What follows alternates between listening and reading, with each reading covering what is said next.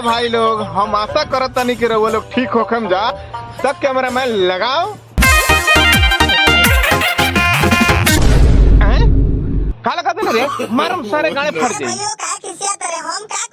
लगाओ तो सर हमसे भत्तर वाले भइलू यारवा के अपना भुलइलू। हाँ तो भौजी मतलब भैया जी एक बियाह हो गइल ते भुलाइए नहीं जाई। अरे ऐसा नहीं क्यों? अच्छा तो अभी भुलाई नहीं खू नहीं। जलू तेज पत्ता कब वर्ल्ड कप चलता। ऐसा नहीं खे कारे सुलेसान खेले जाइबे का। भैया कबड्डी खेले नहीं आवेला। सब चलता बारे के बाद टप टप टप टप चलता। क्या बोला तूने?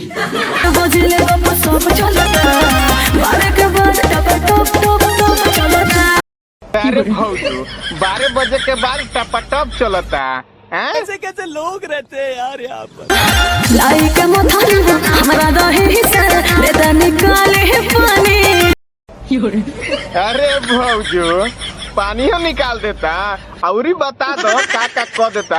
हाँ तो भौजी एकरा के सुनाव तारू तो बचिए के रहियो न तो कहियो। धीरे धीरे की धक्का धक चलता। क्या बात कर रहे रे बाबा? 12 बजे ले बाबा सब चलता 12 के बाद टप टप चलता। Once more.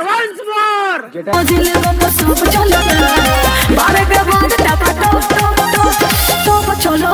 हाँ तो भाई लोग रउआ लोग के वीडियो देख के का लागल खा नीचे जाके कमेंट में बताई तो मिलत तानी कोनो और वीडियो में। लेकिन जाए से पहले रउआ लोग से एगो रिक्वेस्ट कर देतानी चैनलवा के सब्सक्राइब कर देम लोग।